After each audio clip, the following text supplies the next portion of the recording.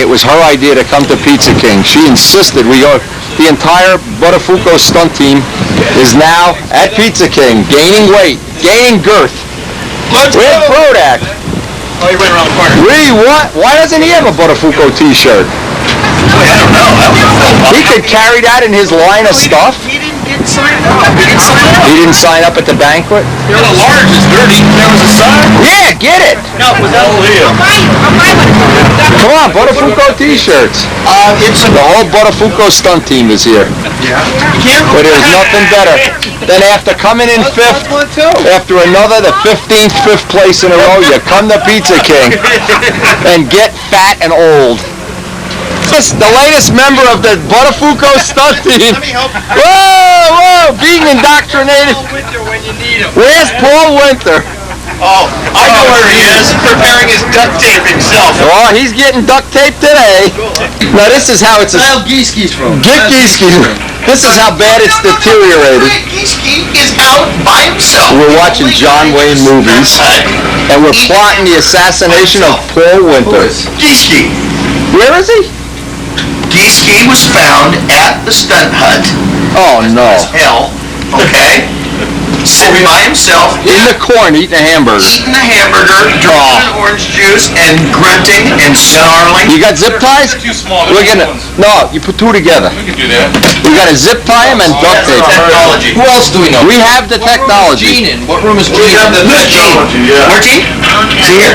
Every year, we have a ceremonial duct taping of some lucky patron. This year it's Paul Winter. What you gonna do when they come for you? Look out, guys. Bad boys, bad boys, bad. Let's get him. You can't escape. We better warn these people. We're playing cops music. What you gonna do when they come for you? Bad boys, bad. You got the battering ram for the door? You might not want to watch this, sir. This might be messy. Go. Got the battering ram? Got the guns? Where is he? Where are they? They're in Brodak's room. Okay. Mitchell's up. Mitchell's all right. Brodak 1 to Windy 1. Brodak 1 to Windy 1. Brodak 1 to Windy 1. Forget about it. Your children might not want to watch what's going to happen here, sir. You might want to put those children to bed early. Give them a beer. There's a couple more in here. Where's 244? What the hell is this? There's no 244. It's on the other side. We've been hit. It's on the other Okay. side. We gotta go. Okay. Get the bad boys music on. Bad boys. Hey, John, we almost threw a bucket of water on some civilian. Oh, bad boys. Where's Casminato when you need him?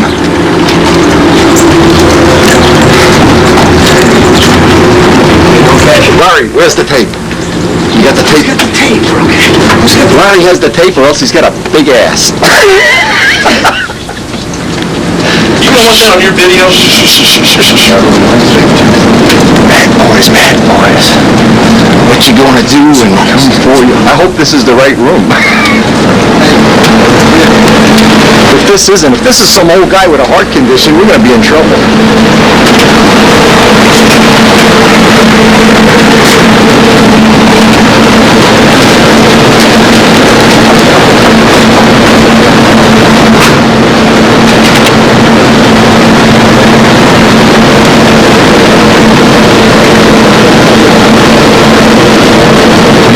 Larry 1 to Windy 1. Victim sighted. Raid!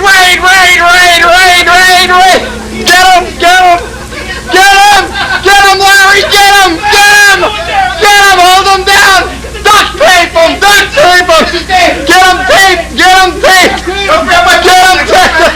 Get him taped! Come on, we need help. Tape him up! Here's the tape. Tape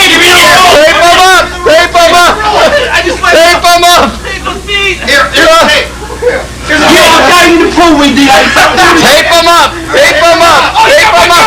Oh my God! I've been shot on the job! Tape him up!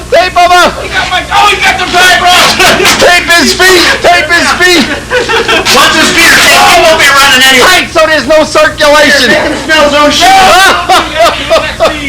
Okay, get the next layer. The next layer, right on the hair. Right on the hair. No, no. Yes, the hair. Get the hair, get the hair. Get off my back! Make him a moment. Fucking back! Uh-oh. Get off! Okay, all right. You're okay. No, let go! Oh, he's injured. He's injured. Injury.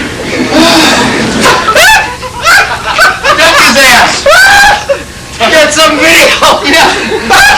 Man, be a man. Be a man. No. Be a man. Come on! We're done taking you to the pole. He's pretty strong. Yep. You are. All right, quick, take him to the bed. To the bed. Yeah, get his hands. Get his hands. His arms have to go down. His arms have to go down by his side. Not his whole body. Yeah, they have to go down by his side. Down to the pole. No, upside down. Upside down. Come on. Upside down. Hey, we helped you win the war. Now come here. Yeah, what the fuck? You're gonna eat him sweeter, Mitchell. Now roll him over. Roll him over. Oh, Jesus. Oh, I've never seen anything like it. Get a garbage. Do that move! Do that move! Get a garbage. Come on, Paul. Take it like a man. Come on, come down and take it like a man. You'll be on stunt history. You'll be in a cover stunt news. With a taping of the pole. Oh, and you know, for that line that he did, I just can't take it. Yeah. Jeff, he's a dead man. Kill him. Oh. Get him. Shoot him again. Oh. That's it. Come on, be a man. 5 minutes late, you would have had the farm restrictions. That's it.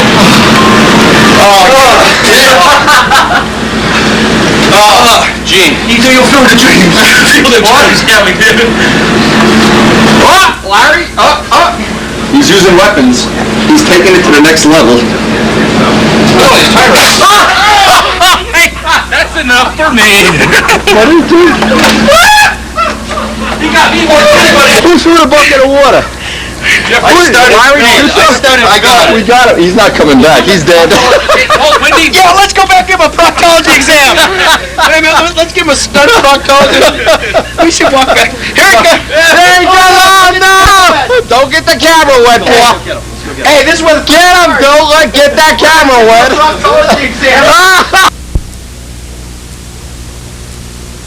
The flagpole. Yeah, what's the highest place you can put it?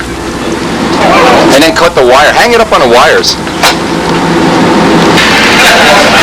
Dun dun dun dun dun dun dun dun dun dun dun dun dun.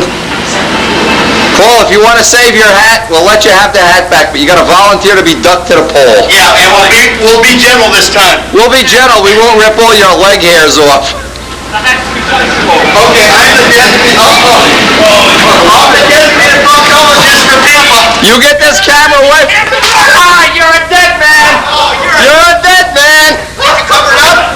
That's it. I've got it. Wendy. Okay, camera. Proctology exam for winter. Mandatory proctology. Went that way. Non-lube. No, wait. Oh, Non-lube. okay, get him. Bring him back. He went this way. You might want to look the other way for the next 10 minutes. He's getting it. Weapon! Weapon! Here, I'll use this. Weapons! Weapons! He'll be a minute, boys. He'll be shooting blank. Come here. Get over here. Get over here, you Get gazelle! over here and get yourself. Hold it. We have an announcement to make. You have to. Put your weapon down. Put your weapons down! Put your Weapons weapon down! Should I tell him what just happened, Dave? Time out. Wait, time out. Time out. Okay, resume torture. No. You gotta come over here, Paul. We gotta You gotta submit, Paul. Bad shape right now. If you submit, we only do 1 layer of duct tape. If you don't submit, you won't have a hair on your legs. down there. Don't you get my camera wet? He's dead if this camera gets wet. No. He's already dead. He doesn't Why are we know. giving him a choice? Why me? Try to make this easy. Hang on a second, lads. Hang on a second. You all seem to be doing dirty work for this guy. How about getting this guy? What's the problem? No. Nah, they like you better, Paul. Get him! Oh! Fernandez went down for the cap. That wasn't Fernandez.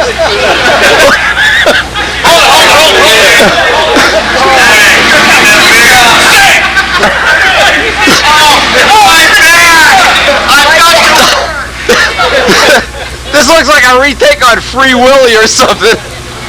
Oh. Hey, Paul! Anderson, I thought you were better than that. Time out! You have to submit to us because you can no longer get into your room. I would have got the little You're okay. slipper filler. You're okay. Okay? Show us what Sissy. you have in your possession. Don't be a sissy. Jump on him again. These are the new keys for your room, Paul. Your keys no longer work, son. These are the new keys. We don't want John. We want you. You can't get in. So you get duct tape. Come on, Paul. I'm fine. You get duct tape, you get your keys back. I just told him my name was Paul Winter. We deactivated his keys and got all. We have keys to his room, but he doesn't. This towel extendable? You'll live, Anderson. Stop being a wimp. I'm a rugby player. No, look, this was It's just nothing. It's nothing. Look, I got my whole arm caught in a PH-61. Back. Oh, can you just sterilize that thing? Attaboy. Let's get him. Yeah, give me He's some duct getting tape. away. Give me some duct tape. Let's just go get him. He can't get in his. We can get in his room. Half go that way and half this way. You can't get away. Yeah, you go that way. Yeah, I mean, he's pissed me off now. I'm bleeding. Okay, let's go. Yeah. Take the bloody towel. He's a dead Get the man. cops music He's going. a dead man. Let's go. Bad boys, bad boys. Boy. Come on. You have to go this way. No, Anderson, go this way. You guys have to go this way. What you gonna do when they come for you? Bad boys, bad boys. When they come for you, bad boys, bad boys. They got him now. Yes, sir, if you have never duct taped Paul Winter, you haven't really attended a national.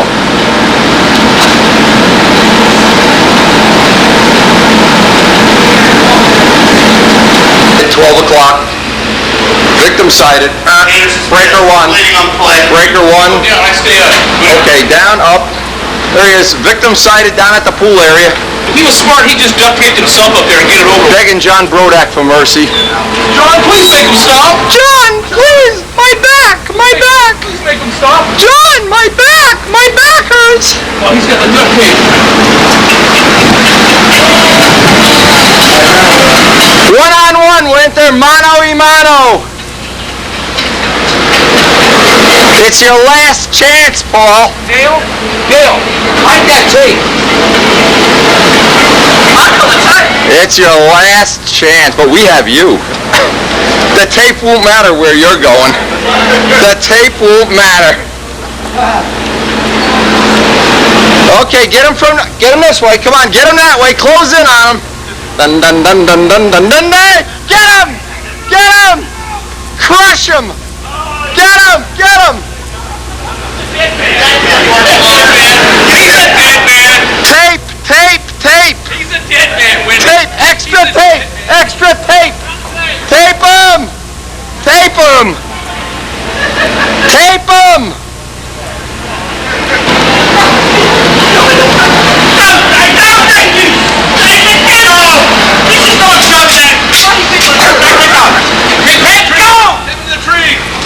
There's a hit.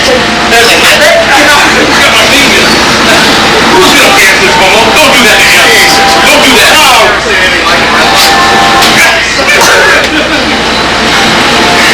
He's gonna work. John, all you gotta do is yes or no, like the gladiators. Yes, no. I don't want to get with him. What does the audience say? No! Down! Brodak says get him! Over an hour ago. Oh, man! Get the other man! Where's Larry Scarinzi? Oh!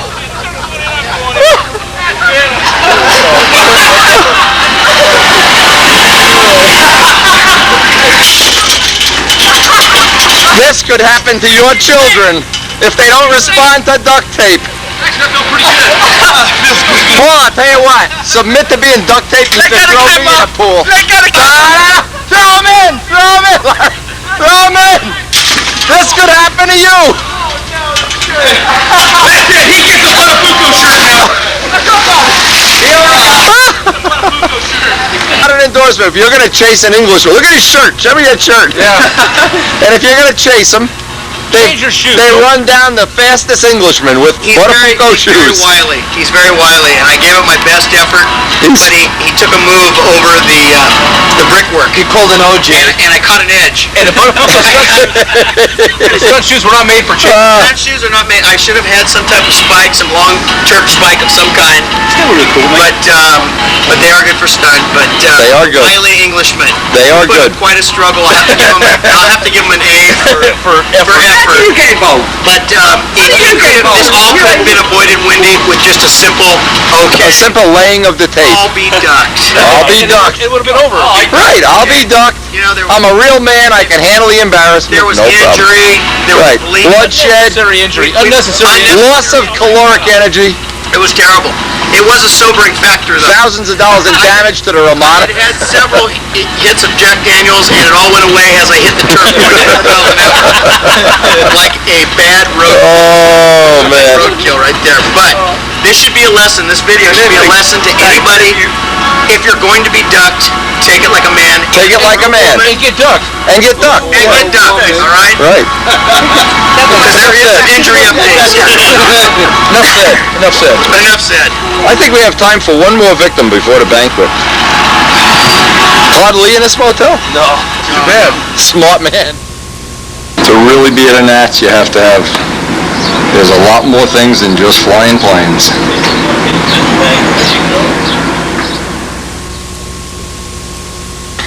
People around the world want to know the truth. How much did you pay her? and we want a cut. That's Ted Fancher. That's Ted Fancher. Who cares about Ted Fancher? I think you really won. He gets the Walker Cup, you get Amy. What an ending to the movie. But I don't really get Amy because Chris had knocked my blood. Now look, you gotta play it up. You gotta make these people convinced that John's fooling around here. It's good for his image. He is fooling around. Put that whale back. Well, Free Willy, where is he? That's the one we stole over at the photo shoot. There's a pen in my purse, Wendy, on the side of my purse. An autographed. Oh, come on, I think he's cute, John. He's cuter than you. Oh, no.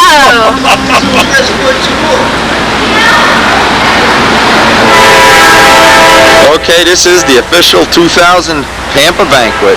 You are there. Beautiful downtown Muncie at the Convention Center. We're only a half hour late.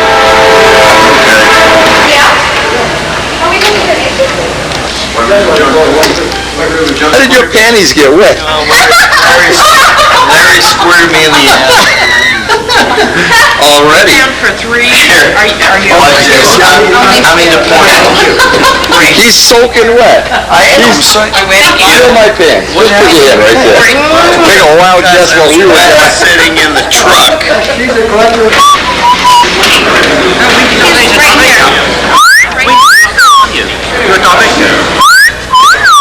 Nah, I'm sitting with the ordinary people. Move Martine out of here. I don't think they can.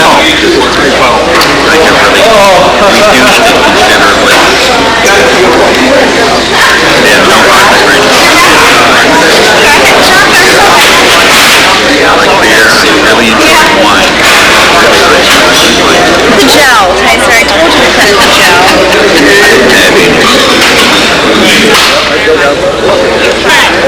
You made it, huh?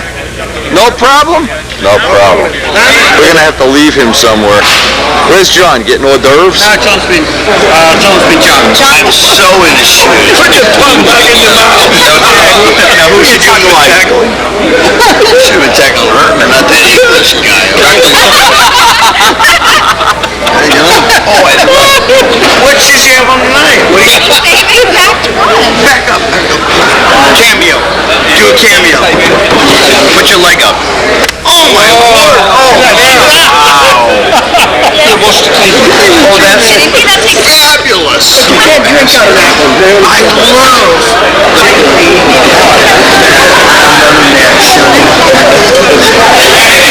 Welcome everybody to 2000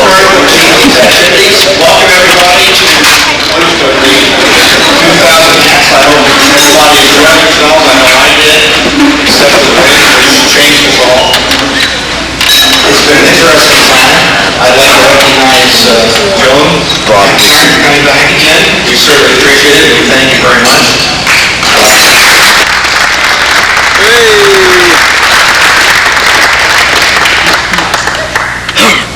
One of the reasons that we had to do nationals, and it seems like all our nationals are getting better, is our volunteers.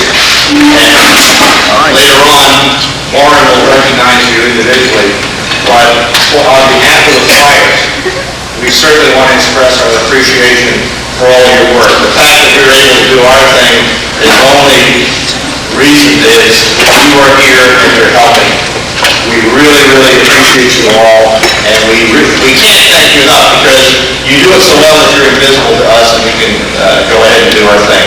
We appreciate that greatly. Now, not to get verbose, we have some interesting things that are happening. As you all know, the worlds are taking place.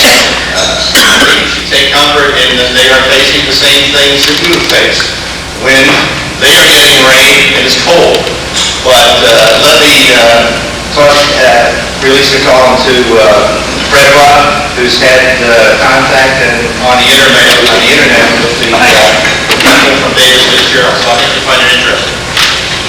Okay, I'm going to refer to my laptop here because it's got all the email in it. I don't want to leave anything out. Everybody got there okay, with the exception of Donnie's airplane. And Donnie's airplane somehow wound up as air freight, and it turns out nobody in the party knew what the French phrase for air freight terminal was. So Donnie and Billy drove around for a long time looking for Donnie's airplane. From what I understand, okay, they had to, Donnie's car also wouldn't fit once they did find the box, it wouldn't fit in Donnie's car, so, it's pretty painful, but not too surprising for these sorts of things, actually. Driving rain, apparently, very high winds, at least as bad as what we had. David claims 20 knots and gusty, which is bad as we had on Friday, and rain and 48 degrees, which wasn't not like a typical Northwest regional to me. So all should be ready for that one. That's pretty typical Seattle summer, I think. It's beautiful. Beautiful France. They try to find McDonald's because they like eating regular food, and Donnie likes McDonald's a lot. So they try to find McDonald's. They try to chase each other around in 3 vans in the driving rain. They get lost. They get separated. Big mess. They're all grown up, except for Donnie. They should be able to figure it out. They go out to the site. David says it's about IKEA except cold. Which is, if anybody read any of the reports about the Kiev trip, you'll truly appreciate what that means. They didn't have a good time in Kiev, and they're having less good time here. They, of course, have one official circle. They got 100 people flying, so they have 100 agents on one circle. They didn't run off qualifying and start allegedly at 8 o'clock, and just go all day long until the sun goes down and they get tired, and then they start up to the next morning with the burning ground still until they get done and start over. 3 days for 2 rounds. So next time you see all your judges standing out there, split into 4 groups with 3 of them in a circle, and you go get done by noon like we're getting done today. Remember what they do at the World Championships.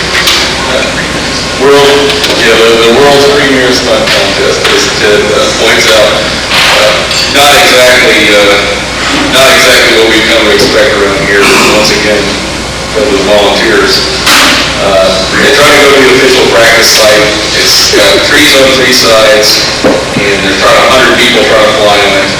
They have an official practice, and everybody gets in one flight, so not exactly like flying off the grass. The next time you're complaining off the grass, remember that. They go cruising around France looking for a practice site, no luck.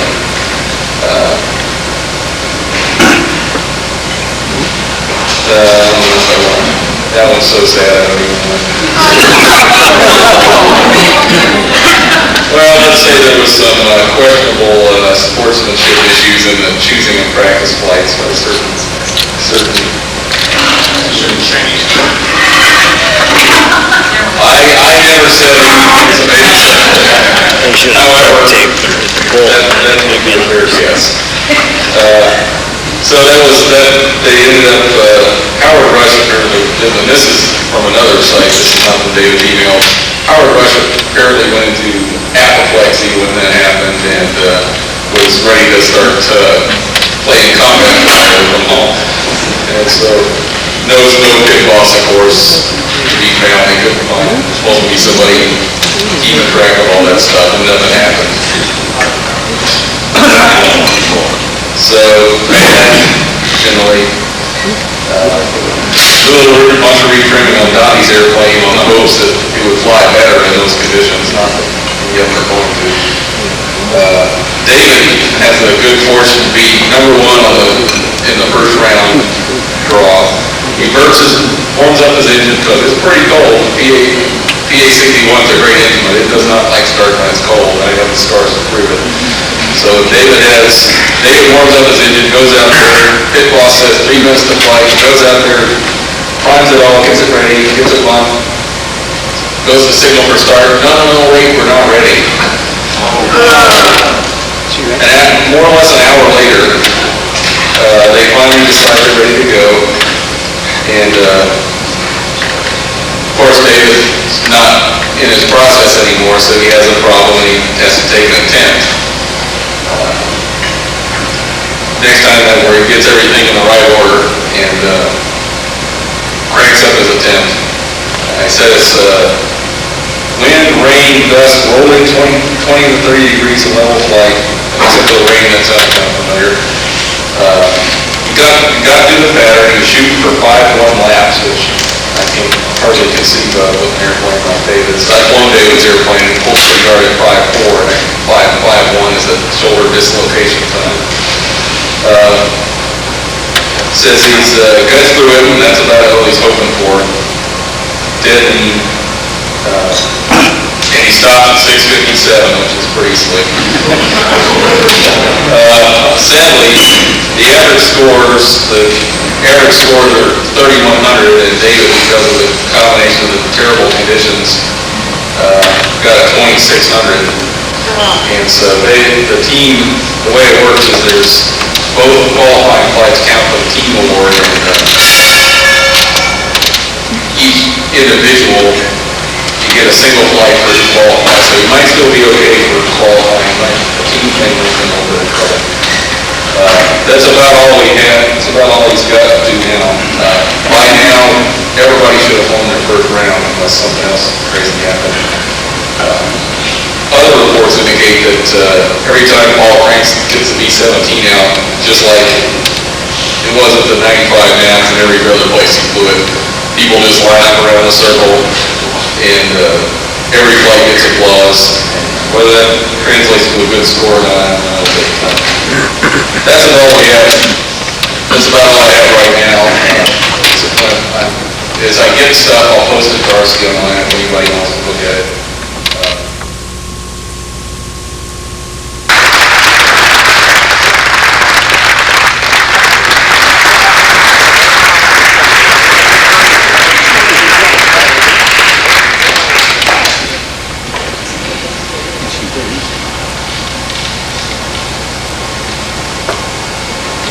Big hand for Scott.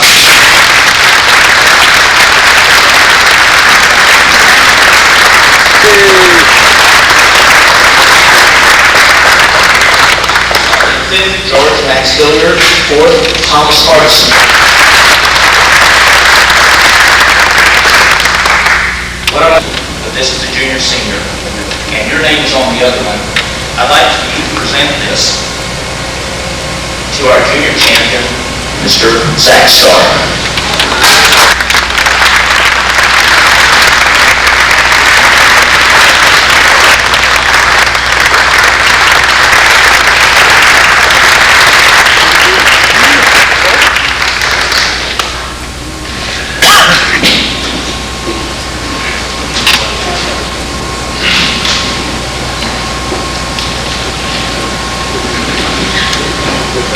First of all, I'd like to thank Mr. Alan Brickhouse for providing mentorship for some of the younger persons, young, old flyers, and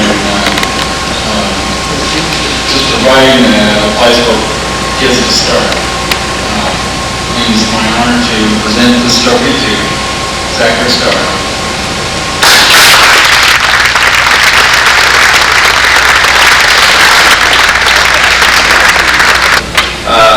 And it must be noted that Bob is a professional automotive finisher.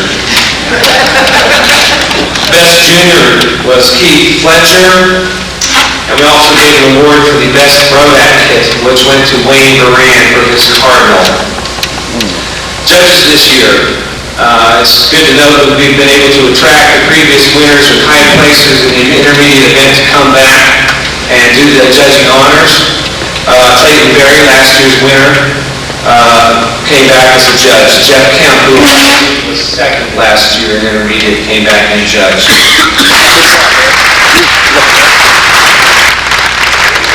John, I'll eat everything at the buffet table, right? Nobody out-eats John Wright at the buffet table.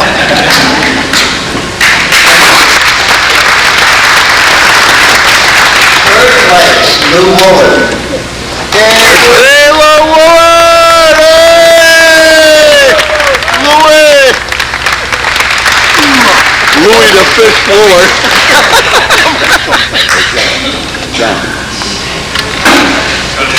He's about 50 cents. Hey, Lou! Second place went to Keith Trossel with a beautiful Pegasus.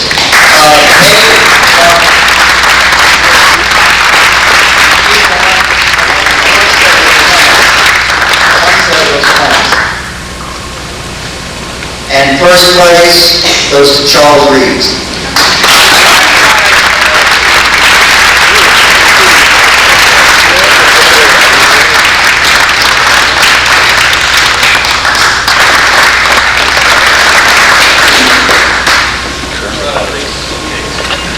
Yeah, that was count. And first place goes to Jerry Phelps. Jerry! Bafuco! Woo!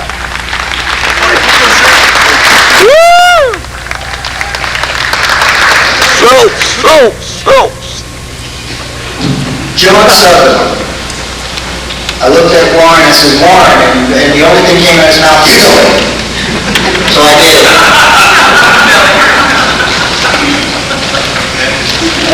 Very excellent management skills.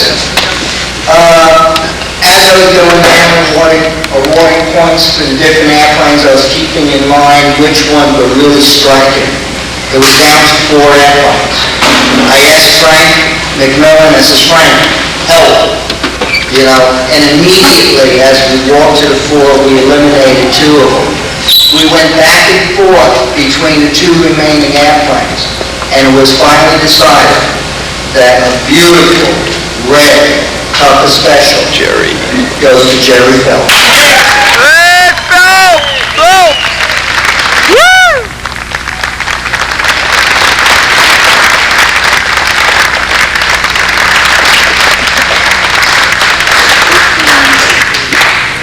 And that's it the whole time. Kansas, and I'm not sure where Floyd Lee is from right offhand. Iowa? That's right, Comanche, Iowa. And we drafted Tim Grasser at the last minute, and he helped us out as well yesterday. In addition to that, we have some other old standbys, not necessarily all old, but they've been around for several years. Bob Foster, Randy Gifford, is a new lady this year, Randy. And Lee L'Oreal, who was a long-time judge. He's there every year, and I hope to see him for many more years. Terry McClellan, my head judge. We imported from Australia. Joe McIntyre applied, and the first time I got an email from her requesting to be a judge, I thought about it a little bit, and I thought, man, we need them, but if they want to come here to judge, they want to come that far, we're happy to have her. And she is an excellent, excellent judge. So, Gene Mills, been around a long time, also. He's there when we need him, and one year I was in real trouble and needed an assistant event director, and Gene stepped in. Mark Overmeyer. He's big up there, all. Rich Peabody from Teaneck, New Jersey. Lucky Pyatt, California.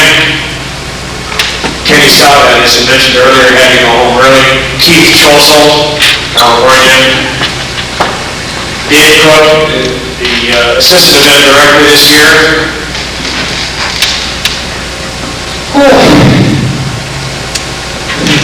Shereen, she makes it big work.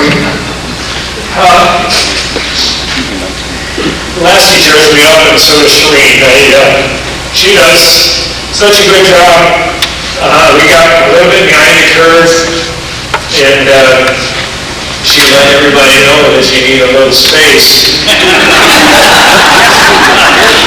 I don't know who it was she kicked out of the way, but it worked, and in addition to Shereen, we have Lila Lee, tabulator. Elaine Wilkins, another tabulator, Bob's better half. Amy Lee, she's we're looking for the possibility of sooner or later we're going to need a new head tabulator based on the way the events went this week. I think Amy's going to be around a while. And we have, I kind of think of them as Mutt and Jeff, because working with the pit bosses, Woody Midgley and Bob Roberts, Woody. Stay standing. Rachel Chase, a full runner. I think she ran all work scores all day, every day. Marilyn McMillan, she tried it last year and liked it, didn't even bring a book this year, so she ran a bunch of it. And Ricky Pyatt ran a bunch of scores with several days. And then Pete Peterson's wife, I'm sorry, I don't hear her. She ran several scores as well. Let's have a big hand for all these people. Hey, Woody!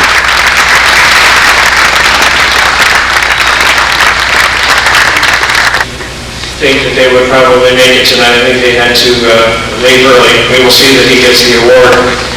And first place, he's back around in the way he's playing. He doesn't look like a junior, and I asked how old he was today. He said, maybe we're going to lose our top junior currently, and he said he was only 12, but he's just very nearly as big as his dad. Rob Gruber. Robbie! Hey, Gruber!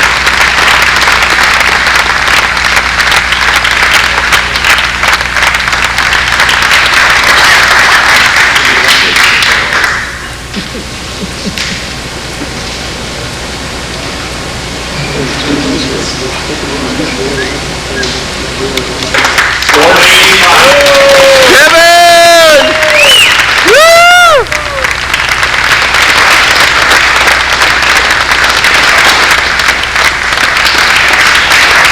That's a not too shabby score for a young lad flying what is essentially a classic airplane. It's a Naki, but I think it's powered by an FP-40.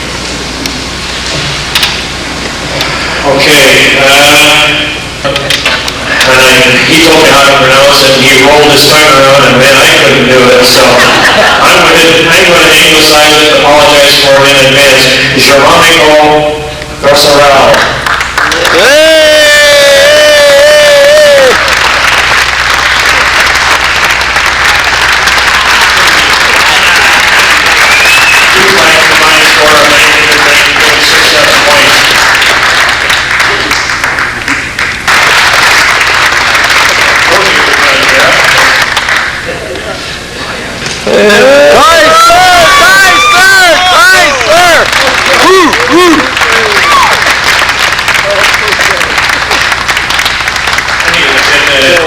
Flying in gorgeous straight, as I recall.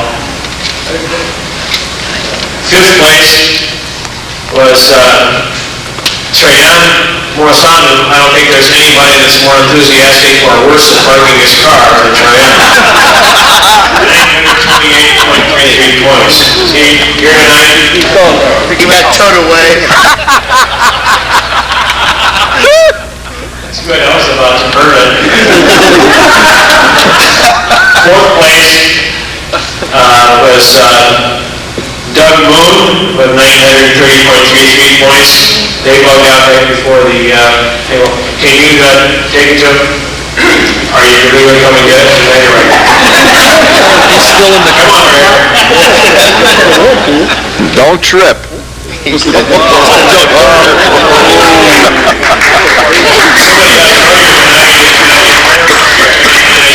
don't see all that hair, but he had a shirt on that had sleeves in it.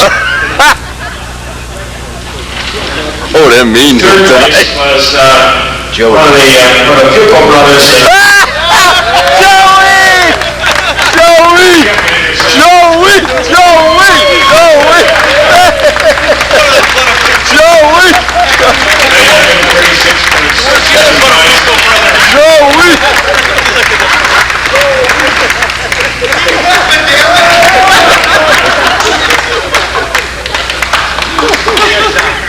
You're welcome, Jeff. You're welcome.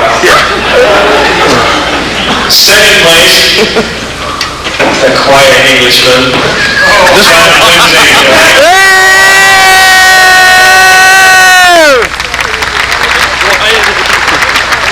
The intelligent Englishman.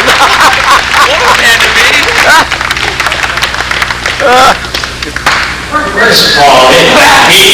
Yesterday, he was helping me keep track of the scores all day, and he was a little worried about the win, and he was, I think his second flight was on circle 1, and he was foul in circle 1. He could have slow-sorted glider off that little side.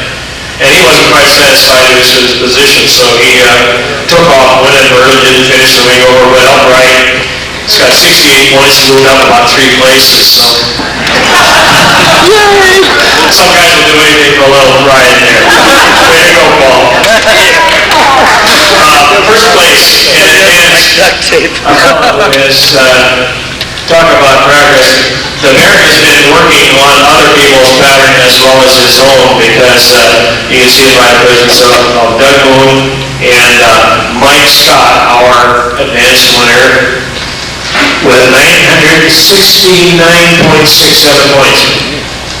He said he was going to be here. He goes, oh, he went home early. He's on a vodka drip. Hey, Bobby!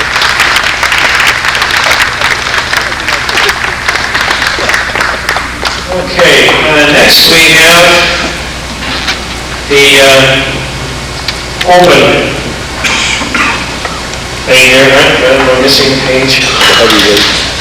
No, I'm not. I made a mistake. You didn't. We started this year with the Rookie of the Year, and before I get into that, I want to talk a little bit about the fellow who was responsible for the propellers for the Rookie of the Year, and also the Concours propeller. Arlene Prisler, who has run a couple of NATS, and in my truly well-organized fashion, I called him about the middle of the chin, thinking, oh my God, I'm going to have to find somebody else to cover the prop. But I called Arlie, and the prop was done, ready for clear, and he did it for us once again. And he buys gets a hold of a large regular propeller and refinishes it for the Rookie of the Year. And there are some people who may or may not think that Ellen Brickhouse's program works, but we see tonight that this year's Rookie of the Year was the 83 Beginners winner in the Senior Open category, and was the 1999 Advanced winner, and qualified this year in 14th position with 984 points for the combined score, Steve Starr.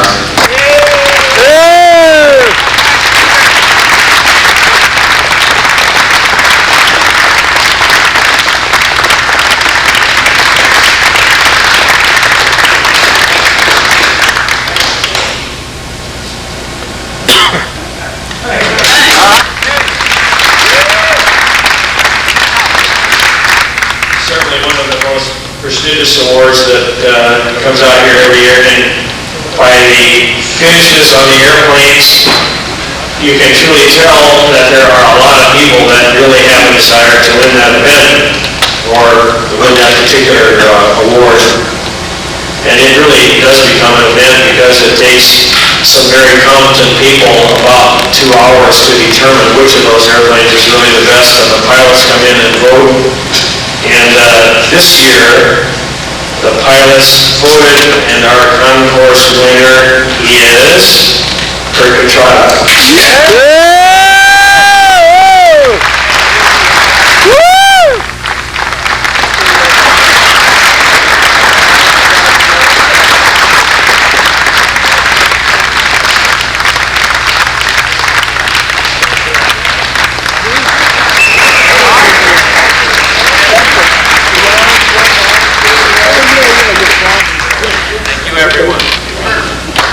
Okay, now on to the results of the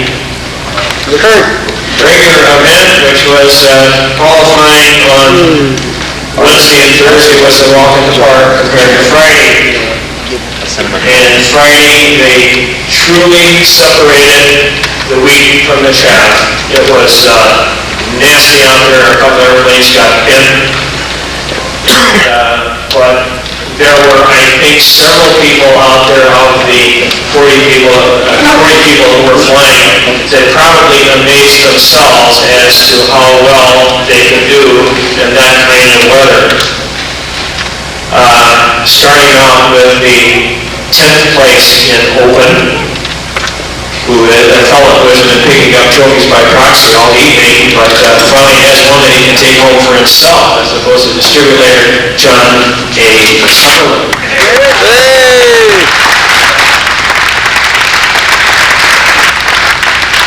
Combined score of 1,012 points. In 9th place, our concourse award winner and last year's Rookie of the Year. I don't know whether the concourse winner is going to get a parking place next year or not. With 1,016 points, Kurt Contrada.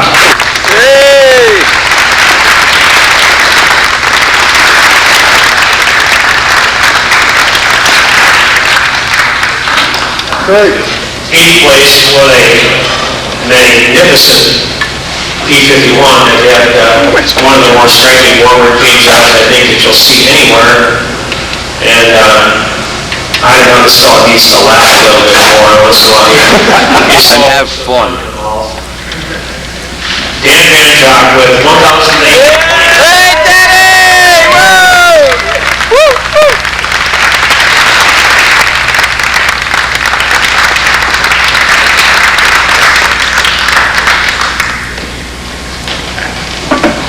In 7th place, Randy Smith, who went home with 1,030.67 points. Who's going down the line on Kurt? And we'll combine that with 6th place as well with 1,040 points, Bill Rich.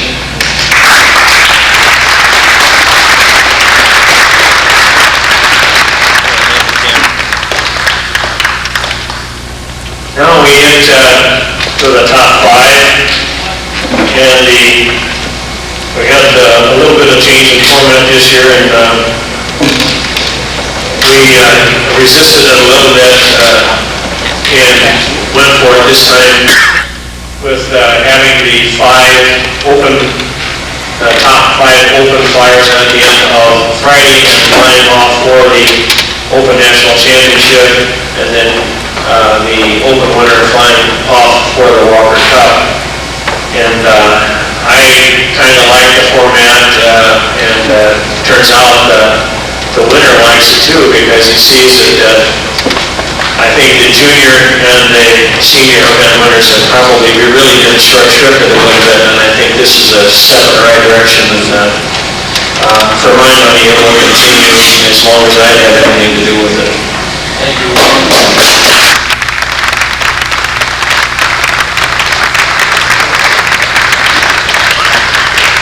I didn't do it. It was the constant crying of fellows like Bob and other fathers who felt that their sons were on the short end of the stick. And with as much depth as there is in Oldham, the junior, senior flyer, he has very little chance. And it can happen if the weather gets bad or a full blood goes south or something like that. We can have another junior or senior event when they're there. And as has been proven in the past, there are junior and senior flyers who have on occasion beaten the Oldham Flyers. So it can happen again. Watch Rob Brewer. He's 12 years old, and he's got 3 more years to terrify the junior flyers, and he's scoring right at the 500 range now. So in another 3 years, he's going to be he can step right in. However, in 5th place for the open ring, this has happened a time or two before. I think. Rub it in. He thinks it's a conspiracy, but my God, he gets to that top 5, and there are about 35 guys who usually don't do that. So when you're now seeing actually the wings don't flex on that airplane, it's a paint job. General, all around, good guy, Frank McMillan. Actually, it's not 4th place, it's a tie for 3rd. But since he's done this so many times before, we're going to give him the 4th place award. But it is a tie for 3rd at 1,083 points. And the other 3rd place winner is our rocket scientist, Brett Buck. Hey, Barafuco! Brett Barafuco!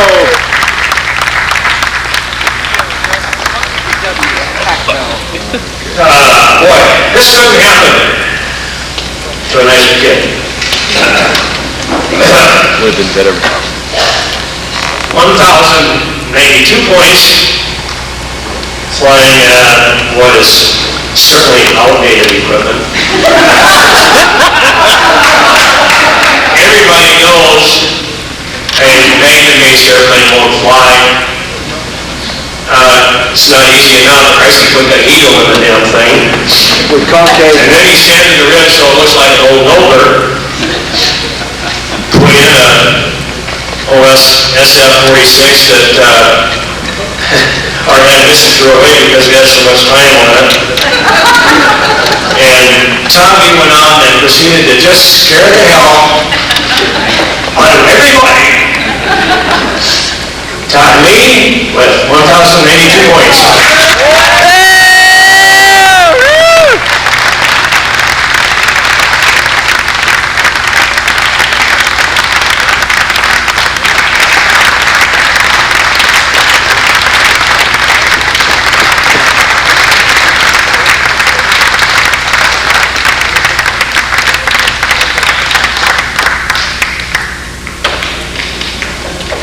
Barafuco. I'm back.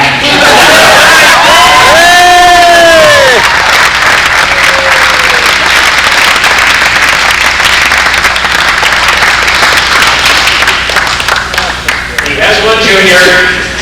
He has one senior. He's going to win open someday. Almost today.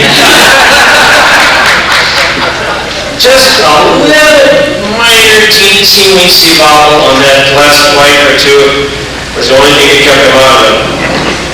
And as a fellow flying a rickety old airplane, the plane only uses 2 quarts of fuel for the year. Yeah, that's true. Well, Brett Buck must have lied a little bit because he did a tremendous job once again. Ted Venture with 1,098.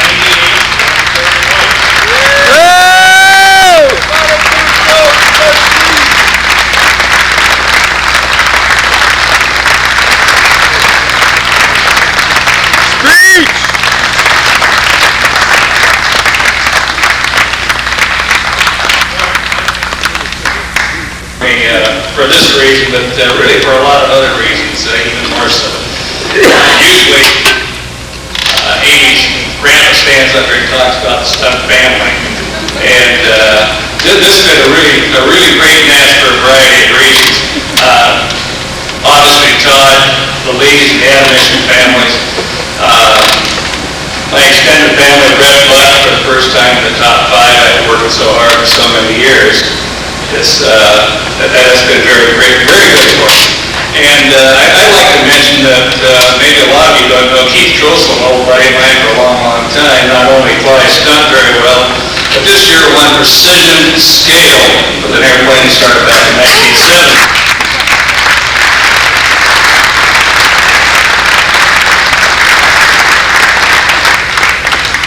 These are people that have been part of my extended family for a long time, and I love a lot. And it's great to see now that we've got more young families starting up. The Grugers and the Stewarts are going to be the lifeblood of the event for some time to come. Welcome aboard, guys.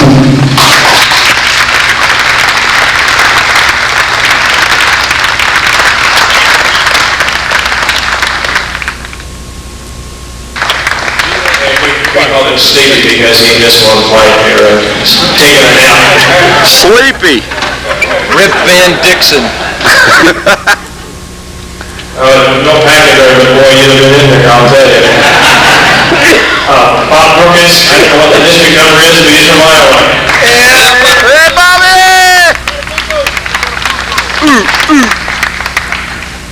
And let's see, we have Brett Buck, 10.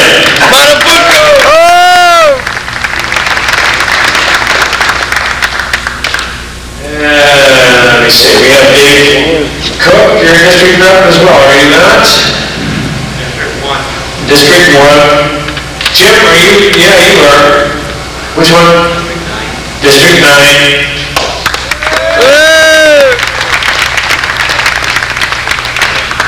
And all during the week, as he will testify, I don't listen on the walkie-talkie very well, but he really does a good job. And if you need something, you can do more and close the key on the handheld, and there's a maintenance guy there taking care of our requirements. It's Steve Kalen, who is the head of the competition area of AMA, and has done a fantastic job for all of us.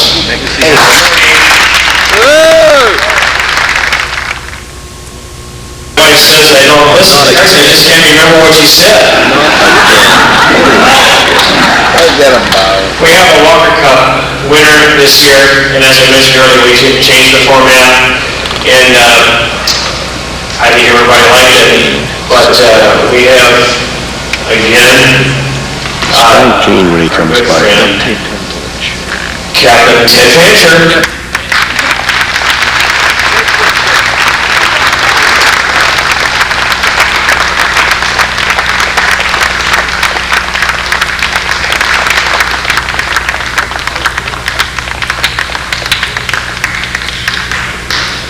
Oh, yeah. And she's and they said we're having a series of senior moments.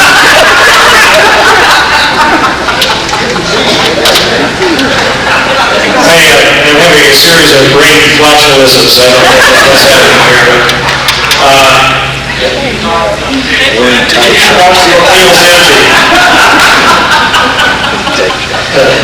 Okay, we have another official event which took place later this afternoon.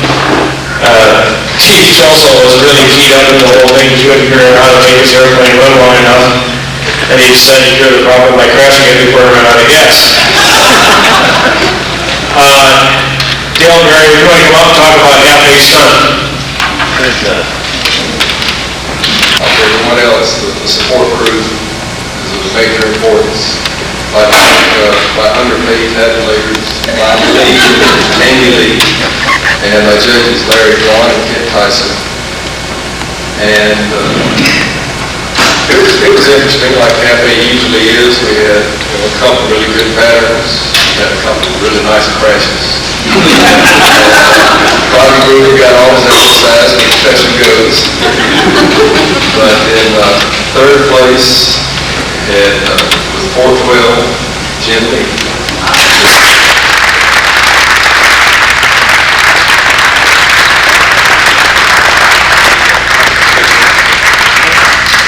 And the second, 455.5, John Davis.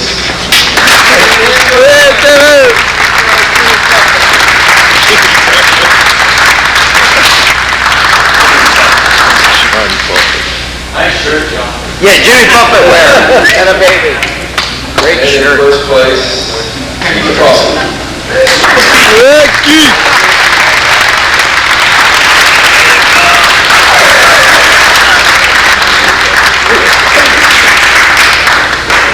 So it was turned out pretty good.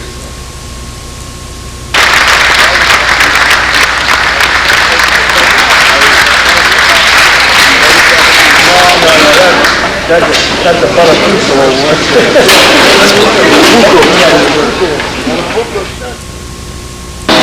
Well, the 2000 NATS it was a lot of fun here. But believe me, the ride home, we're leaving at 4:30 in the morning. It's a 14-hour ride. And we're kind of glad that it's over. We had a great time with all our friends. Hey, great time with Amy. But it's over, and it ain't over till it's over, and it's over. We're going to hit the road, Jack. Sun comes up. Every one of these rides home, we got the CB on. Every one of these rides home, I think about just how lucky I am to have the group of friends I have and have the life I have, and not be living in some god-awful time with war or something. We've just had a good life.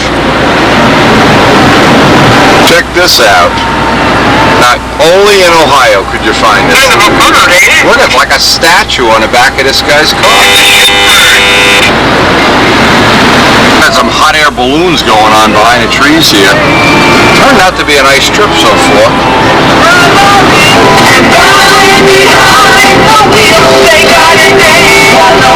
Looks like they're coming down, John.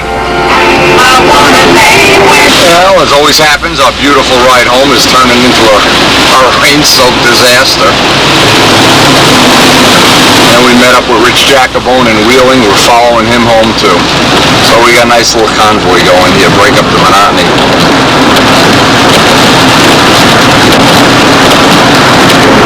Now, as many times as I've made this trip, and I've kind of probably said it more than enough times during the course of the video, every NATS is a special event. To me, a special time to share with your friends, work on your modeling skills, receive or not receive awards, as may be the case. I really want to congratulate Kurt Contrada more than anything. He did a super finish on that plane, and he has, as far as I can tell, a much longer than I have career ahead of me. So look for him to do great work in the future. Obviously, congratulations to Ted Fancher, the 2000 Walker Cup winner.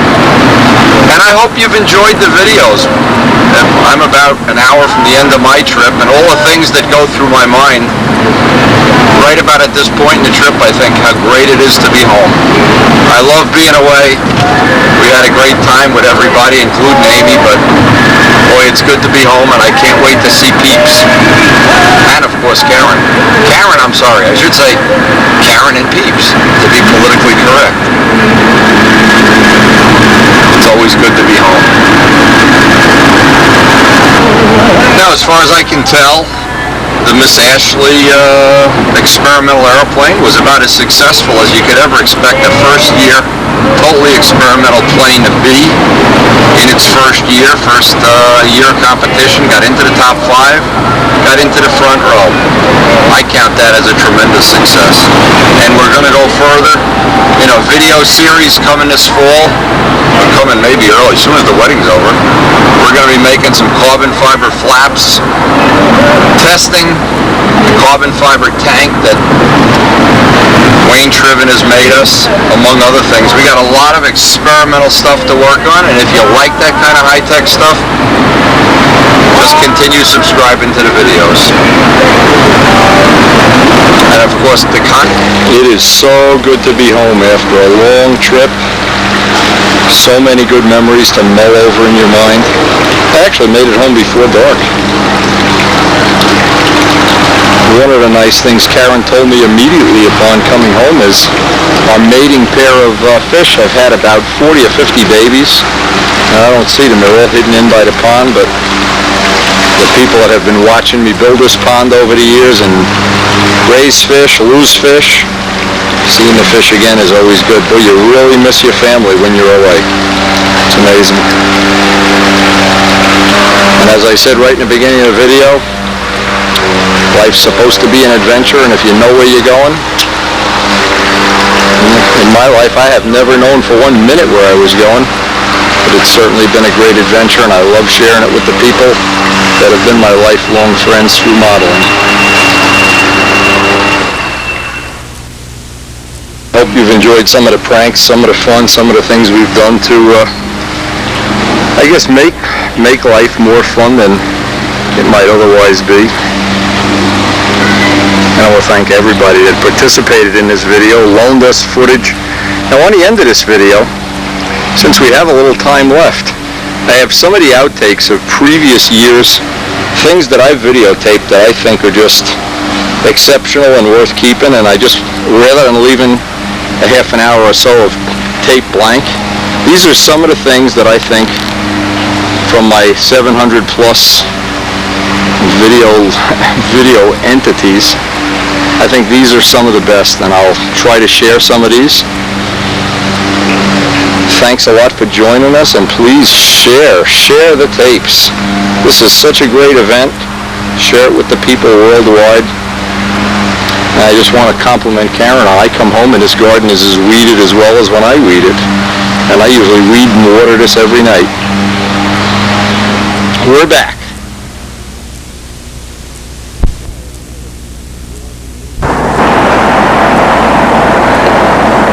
Now, when I notice ballsy move of stupidity, as now she climbs the tower.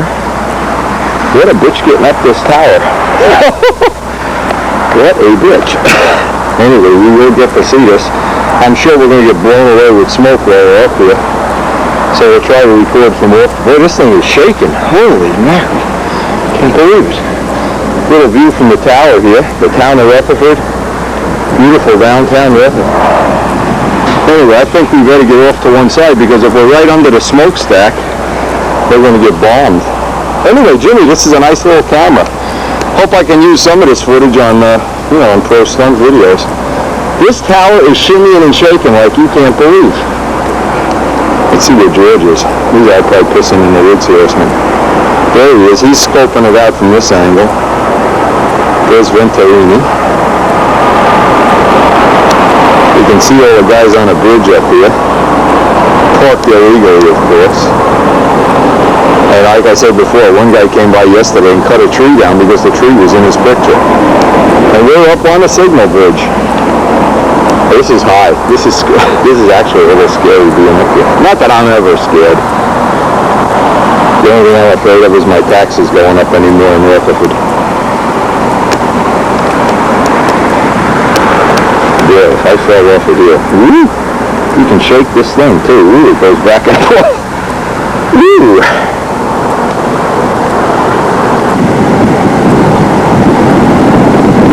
There's a passenger train coming through in the other direction. I'm sure I'm going to get blown away with smoke here, so I'm going to hold on pretty tight.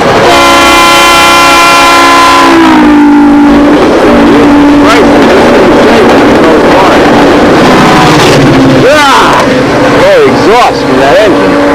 Oh, phew. Now this thing just wiggles and woggles and trying to hold it straight. Unbelievable. Any minute the train should be coming. This has been an adventure.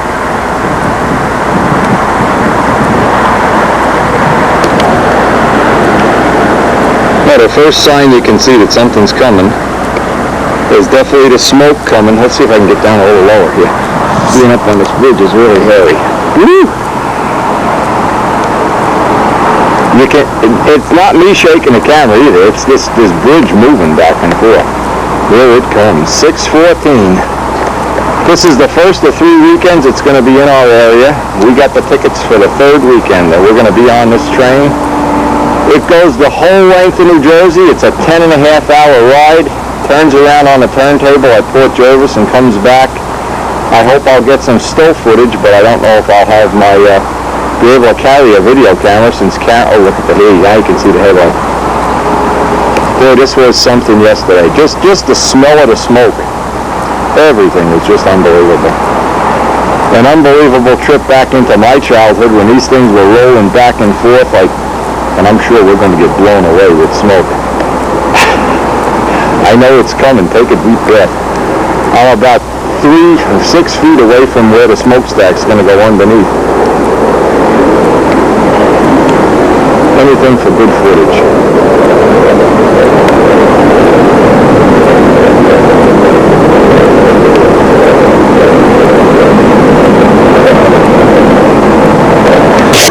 You can start to hear it now. Yeah, it's wobbly up here. Believe me, I'm up on the top of a flagpole or something. This is not me doing this. I can't correct because the bridge is moving. Let's see if I can put my arm up against the bridge here. This is actually the movement of the bridge that you see. Here it comes. Listen to that sound.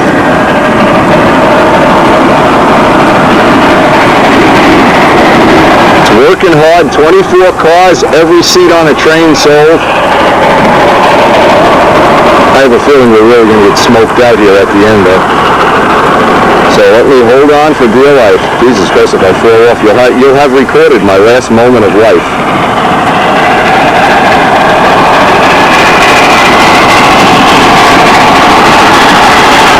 Karen, I just want you to know I love you, baby. Love my kids. Used to love my fish. Look at that smoke.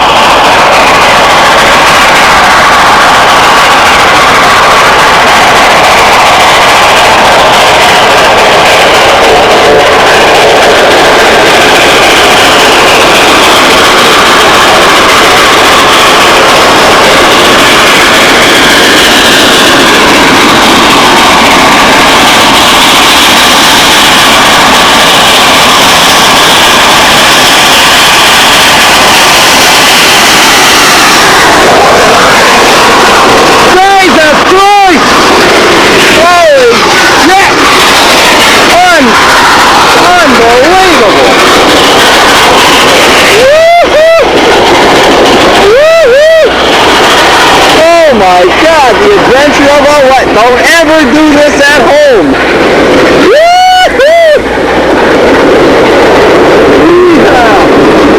Oh my God, that was downright scary. That was absolutely scary.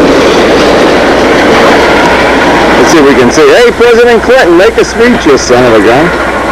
Yeah, I know. Arrest the guy on a tower. I'll get in trouble. Let's see if I can find George here. Unbelievable. Unbelievable adventure. You can see the smoke. All right, off to the circle burner contest. Jimmy, thanks for use of the camera. This was worth it.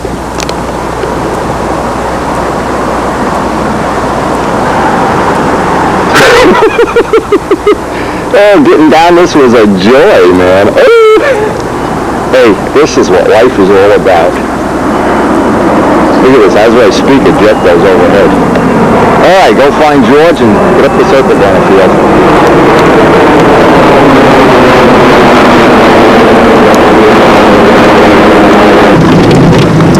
Let's just get out of here. I saw the cops go through the parking lot over there. They knew I was up on that tower. I don't know if they call in, did a transit department or something. What kind of train may have called in? Yes, I saw the cop come through the parking lot, so let's just blow the scene here.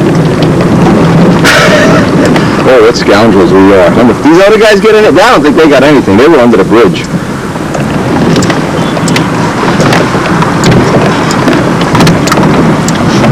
Come on, even Midgley was helping me with. And I guess that's the point. I guess the point of learning anything, any skill you want to learn, is to find somebody that has already made all the mistakes, already done all this experimenting, which then you become just another link in a food chain, and your ability to pass that on to other people like Kyle, that's real important. Kyle was here last night. We didn't shoot any video. We just made him up a handle for the Baron, and we We got something really neat to announce. Chuck Holtzapfel is going to try to make it down to Middlesex Saturday with his twin engine, 235s. Never been flown, never been videoed or anything.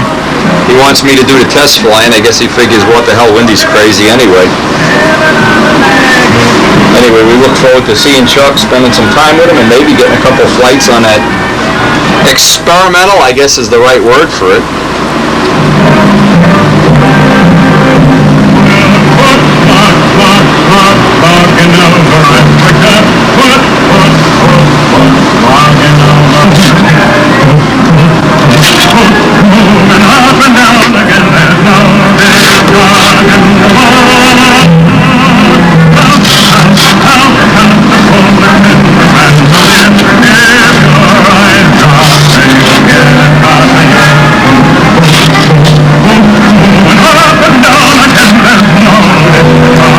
One thing I found out that's real handy is that the Ace bandages, that these have the self-stick feature. These are a lot more fun, or easier to use, I guess is the right word, than the ones that you need pins on. Again, it's that same thing of once you make the mold. Now, if we had to go carve a top block now, we'd be looking at a whole day's work. Instead, we're looking at, less than an hour.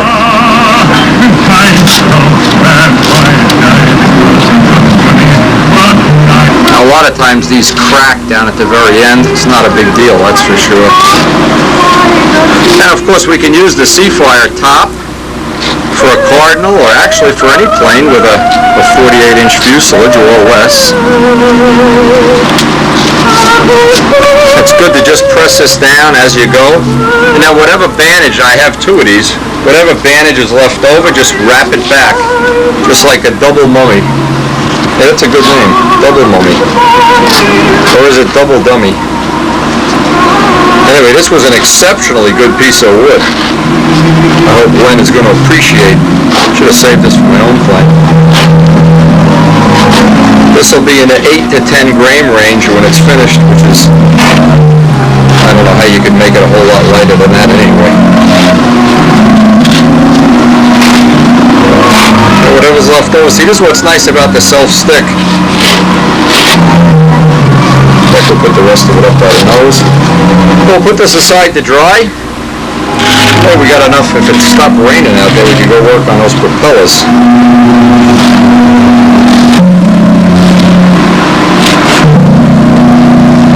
Anyway, I really do like the self-stick bandages a lot better than the other kind.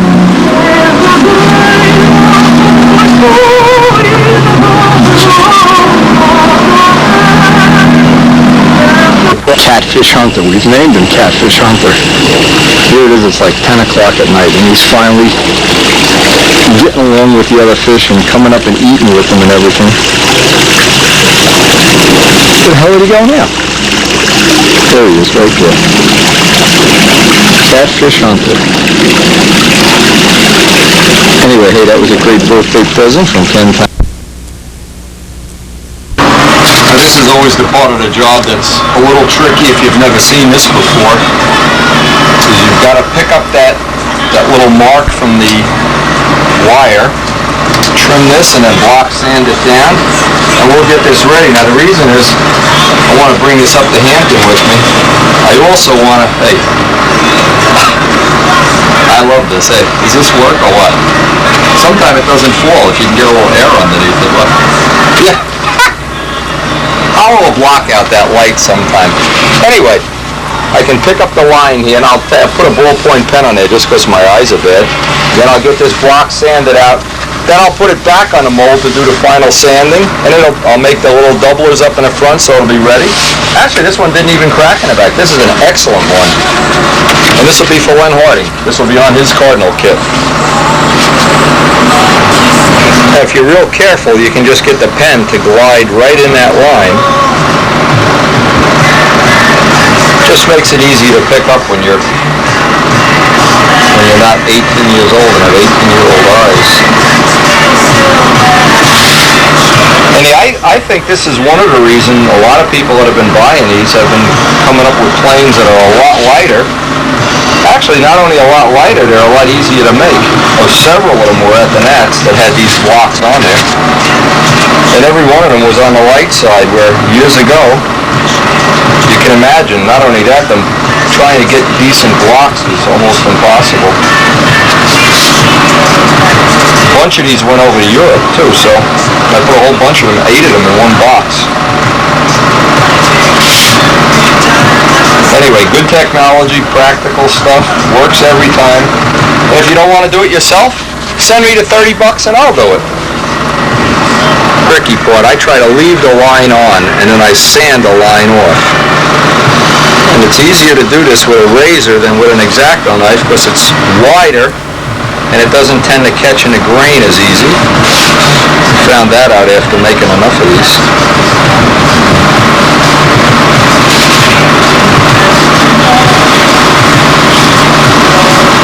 Boy, when I think of how many days I spent the whole day carving a top block, and hollowing and breathing all that dust in and everything, man, this is like a miracle for me.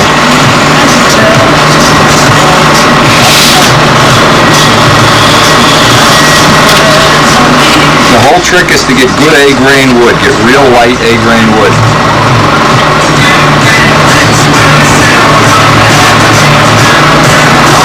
And even if they split at the back, it's not a big deal. Just hit it with a little CA.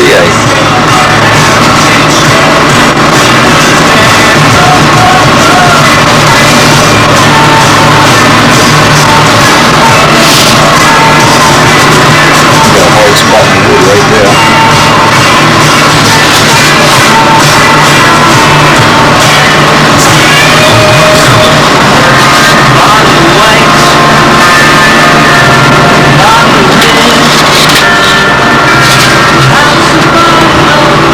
Sanding belt.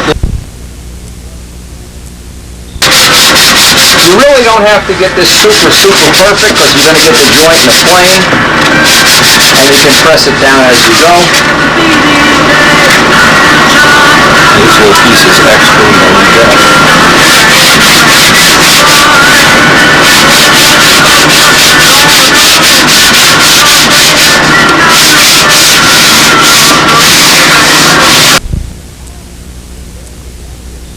You're on the internet, Holtzapfel. Look at this thing. Oh, he needs a van to carry it. Oh, he's got Fates playing here. All right.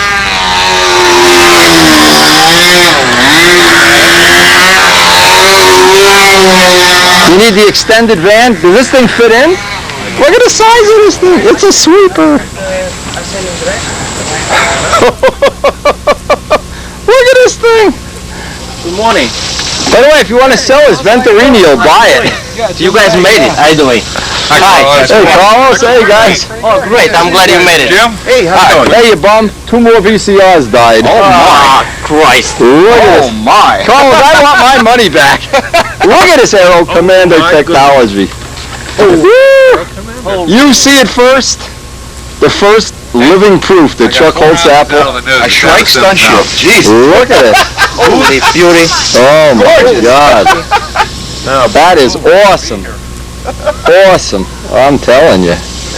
Now, how much the legit does this weigh? Don't tell me what you think it weighs. You know what? It weighs 112. I had it up to 116 because I had the CG, I had the wheels, the main gear right on the CG a little in front of it. So I had to add Dallas and I made some new gears. And You may have to cut the rudder off to get the CG to where we want it. He bit on it. He was thinking that bastard's done that already. hey, wait a minute. Yeah. It's at 18%. 18? That's okay. Well, sure it is. This is Jim Greenaway's wing that he cut me 10 years ago. How many ribs? It looks like you have a rib every I got it inch. hollowed out and I got the BJ wing. Yeah. Looks awesome. Do with a BJ wing.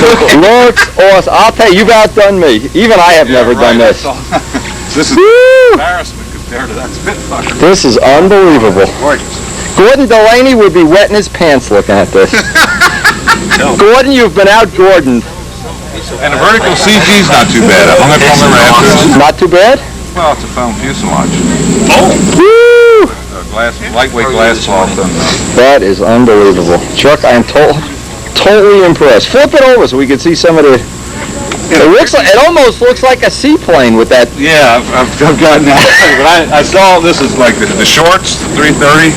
Yeah. The shorts 330, 360. Now these gear mods, so Yeah. 30, so that's what I decided to do rather than have the. What do you think, Jimmy? Is this unbelievable or what? Mike Rogers eat your heart out. Lifting fillets and the finish is not so hot, but it's okay. It's experimental. I think once we cut the rudder off, it's going to be fun. Just give me that old chainsaw. We'll get a sucker flying. Chuck, I got to tell you, I am impressed. I like the way you did the nacelles. You know, the way it scoops around on the nacelles? And don't even take that shit out of the car. We want to fly this. All right. So leave that shit in there. Let's go fire it up. Let's quit fooling around. Did you ever have the engines run? Yeah, these were two good RS-35s. They haven't been run for a while. Yeah, I just got them in on Thursday, with those tanks. What's that? So let me get. Have you ever had them run in that airplane with those fuel tanks? What I want to do is run it. Everything, Tate? I mean, geez. We'll ground run it. We'll set. Run it on the ground, and let's try to get it that both motors sound or roughly there. What size props you have? Those are 10.6s? Those are coming off. I got two 10.6 PowerPoint balanced. PowerPoints are shit. You don't want PowerPoint. You want something with a lot of bite. Something with some meat. Maybe not. You don't have to worry about this whipping up or anything. Let me tell you. Offset there. You got to worry about getting it over on the wing over, not whipping You're up. going to be flying it. A little offset in the rudder. You got some offset in this engine. Got more offset in this engine in case this one quits first. You don't need any offset in a twin. Twins you build straight. Well, I don't. It'll probably fly just as good on one engine as it does on two. It's lighter than Michael. No. All right, I'm sure everybody here wants to see it fly, so let's quit puttering. Well, you're going to fly it, aren't you? Yeah, I'm ready. I've been thinking about this all night. Yeah, it's not a whole lot of area. How much is it? It's about 770 squares. What's the aspect 6.7 aspect ratio. I'll probably have a couple of BYSOs if you really want something with some... Something with some bite. You gotta have to worry about making this thing go through the air, not worry about whipping up or anything. Well, you could try it with the PowerPoints first, but see how the motors labor. It is 100 ounces. Did he get a flight? The place for the wheels will rotate pretty quickly, so just hold down and run it around as much as you want to. They're windy horns, so if they fail.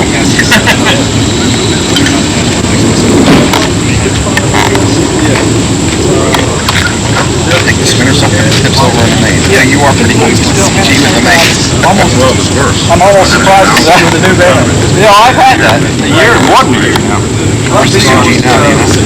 CG is great. It's like 18%. There's 10 pages. I only had time, because I have so many broken videos, I only had time to make you the first two. Get down to our competition, you can play at fun scale and in circuit. I'll tell you what, I always liked the aerodynamics, and so I decided to...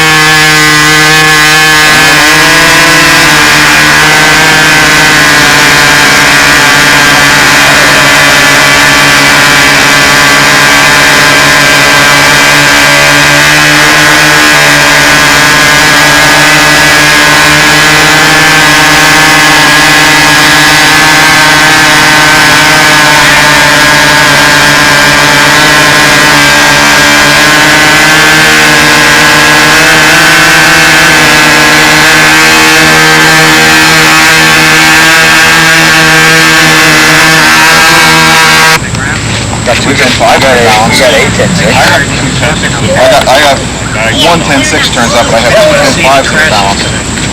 And these things... Sorry, Jimmy, so I want to be back to you. He's eating my Father's Day present. Craig, he's eating a ribbon off the Father's Day present. Look at this. Yeah, when did you do that? Come on. Friday. He left me a message on Friday. He said, hi, it's John from Gotham. He said, I'm so sorry it took me so long to get back to you. Come on. He's like, and I think it is great. So when is he going to get back to you? He said, please call me next week so we can talk about it. Nice, very nice. Isn't that good? And Carrie liked it. Did you bring your list? Speaking of Carrie, your wedding list? I brought... But she... What do you think is in all these bags? I have everything. Let me see what you got. Yeah, let's see what you got. Oh, first open a present. I can't open it while he's eating the ribbon. Did Carrie respond? He's eating my Father's Day present. Carrie send you a thing back?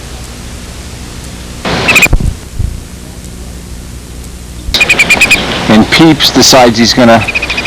We had him out of the cage. He flies away. He'll chase 3 neighbors' yards down to catch him.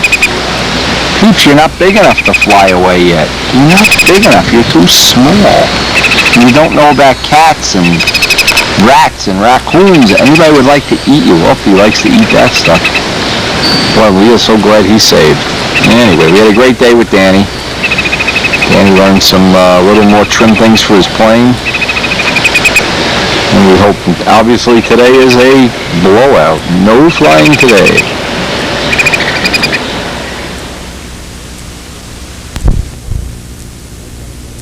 Your engagement ring up there. He loves engagement rings. The last time he saw an engagement ring, he went wild. Okay, hold on. Like that engagement ring? Peeps. Look at that, Peeps. Want to eat an engagement ring? Wow, look, he likes the engagement ring. Look at this. He eats engagement rings. Come on, Peeps. We could take you to a jewelry store and you could shoplift rings.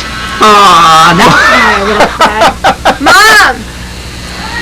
Come here! Peeps is eating her ring. Oh, he's cute. Hi. He loves her ring, boy. Where are you? Right here. Down in the shop. We're playing with Peeps. What do you think, Peeps? What do you think? He's very camera friendly. He likes the camera? He's a show-off. Hey, he's eating the camera now. I came down here before and he was like, beep, beep, beep, beep, beep, beep, beep, beep. I just fed him. You just feed him baby food? I fed him baby food. She was feeding him a banana.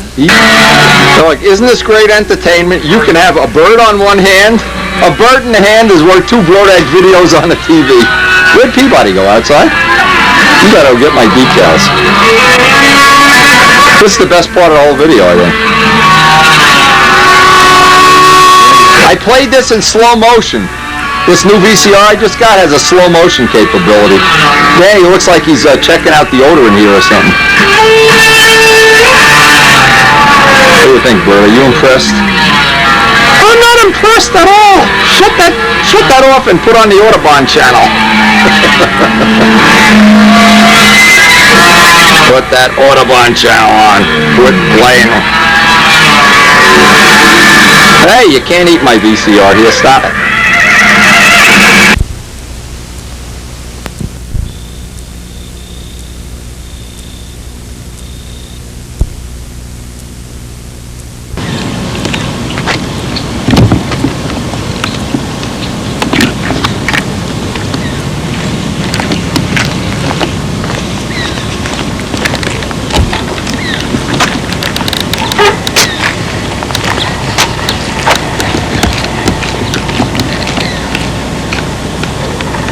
Extremely nose heavy. What a difference. What a difference in technology. Oh, yeah.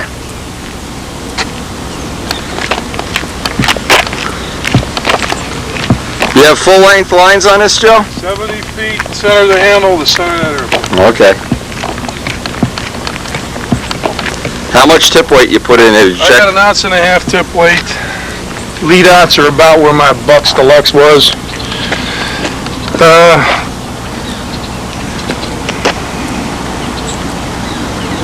Get it to where you like it, because you're going to be the chief test pilot here. They make me fly it first, so if the bell crank pull, it's probably got one of those Ortnowski bell cranks. Stay right there and I'll do a little pull test. Yeah, it's a good idea. Let's test it. And what we did, we took one flight, I flew it one time, and we recorded all our impressions. The first impression of the plane is it's very nose heavy. It's bottom heavy. In other words, it's always flying with the outboard tip up. And we want to get some of the nose weight out. The muffler that he has on there is very restrictive. We're going to switch mufflers and start playing musical chairs, and we're going to try to change the spinner and the muffler. So, after one flight, this is a good idea to just record the things that you think could be changed. And what's nice, if you have somebody in your area that's good at trimming planes, obviously you live next door to Warwood or Walker or Hunt or somebody, get somebody that's very good at trimming planes to do it for you. Why bust your ass? Like they say in mason work, the work is hard enough. Don't make it any harder. Anyway, we're gonna get Joe to change all the hardware on the nose. Another thing too, when a plane is bottom heavy, we could take the wheel pants off. You could move the wheel pants closer up toward the wing. That would help. The vertical CG on this plane is that it is very bottom heavy, but right now nose heavy is the first thing we're going to work on.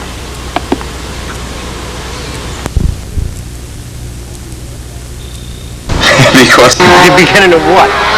This is a conversion of the Red Baron to an Enya 53 four-stroke engine. And it's pretty straightforward. We simply removed the engine mounting plates that held, I believe, a Super Tiger 60, correct? yeah, And we machined a lot of different engines, but we've used this for a test plane for a lot of years. So it's kind of beat up. My goal was to not make any modifications to the exterior of the plane at all, because we know that works. Well, that fit in there almost perfect. Holy All crow. required was this hole right here, obviously for the exhaust, and a small notch for the glow plug, because as you can see with the end, Oh yeah, the glow plug. forward. Okay. It's the only four-stroke that does that. Now that's a 53? This is an Enya 53 four-stroke, a single ring, brand new engine. It's an RC engine that I designed and built my own intake system for. Matter of fact, the intake is right here, and there's a flexible tube that goes back into the engine. I have all the photographs too for you on it. Oh, okay, good. Let's write up an article for Stunt News if this works. Absolutely. Unfortunately, I had to remove one exhaust tip, Doesn't matter. just where the needle valve came out. I want you to see how the conversion looks inside. All we care about is that we get some flights on the motor. I don't care about that. I don't even care.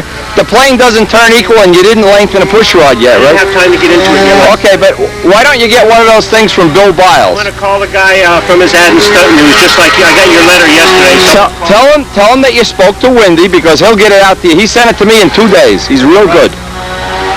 And if we use it, let's do a little documentary and write it up for Stunt News. Take some pictures. as you can see, the engine fit right in there. Boy, that fit like a glove.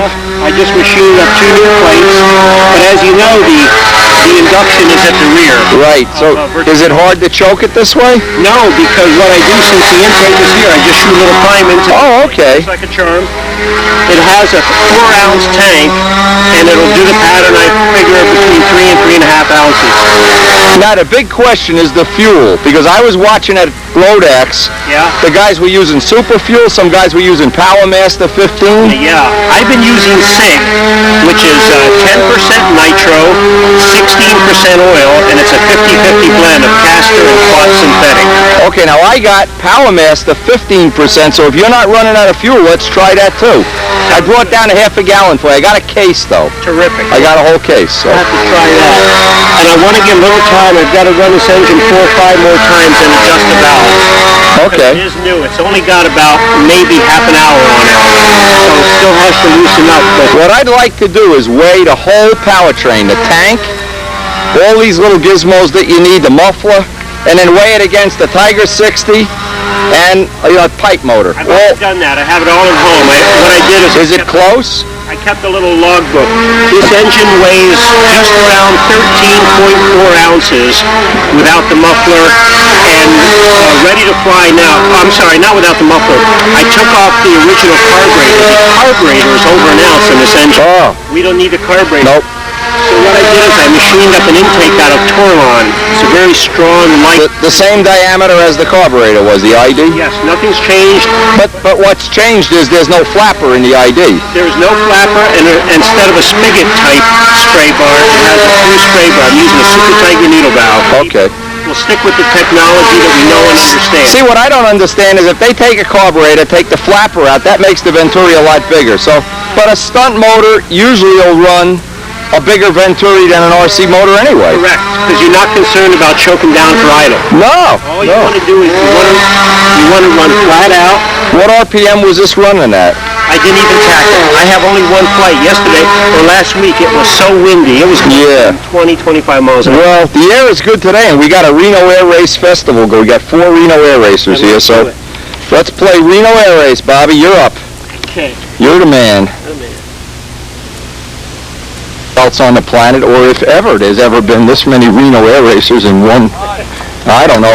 Or if we're all sick, really sick, or belong in a mental institution. 10 slower that flight. Oh, you clocked it? Yeah.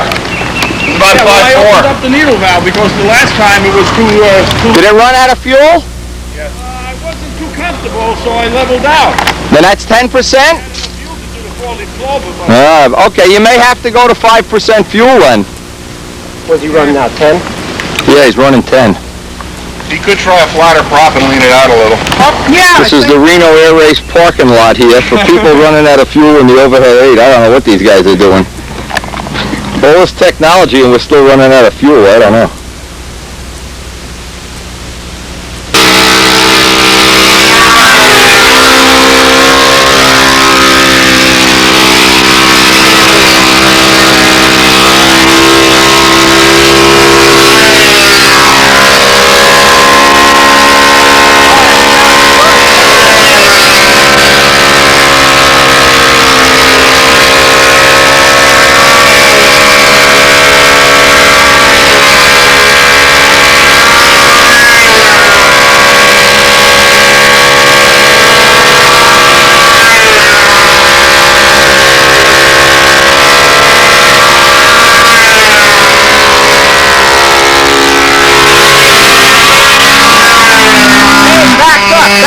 Danny's wandering around.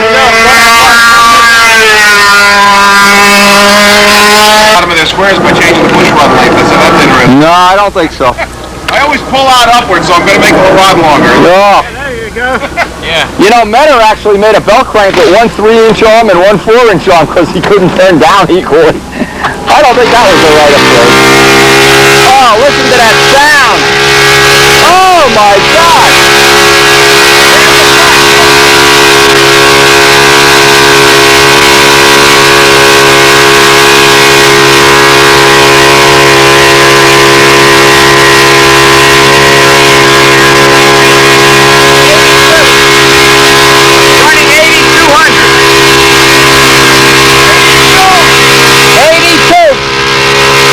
The first real flight of the Red Baron.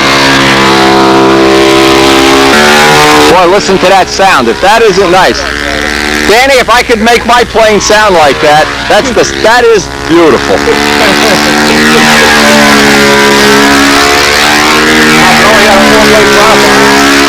I got a 4-blade prop we could use on this. I didn't even think to bring it. God, if that's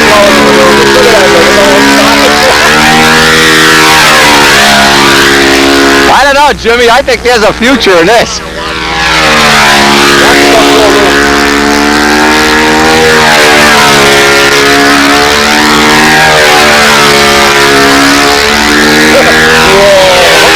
Now, you know what would be something? Hey, Danny, I'm just thinking, how would that be in a 55-ounce plane?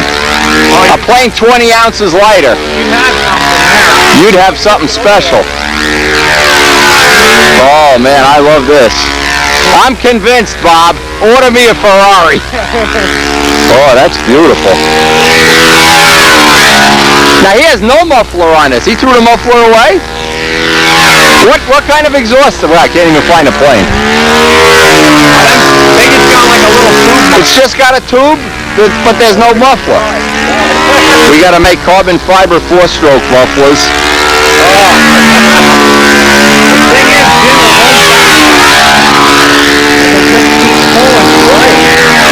Yeah, it never goes into a high load. Now this is with a 13.6, a rev up 13.6.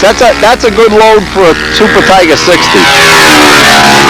That's really what most Tiger 60s kind of like.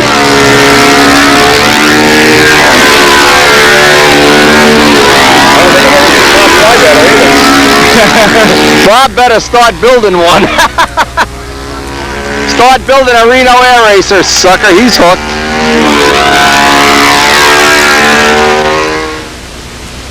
The race. It's a Sterling Mustang with the gear in the ring, kind of an Al-Rabe dihedral thing. You'd be shocked if you saw how good this is. A good flying little plane. Very impressive.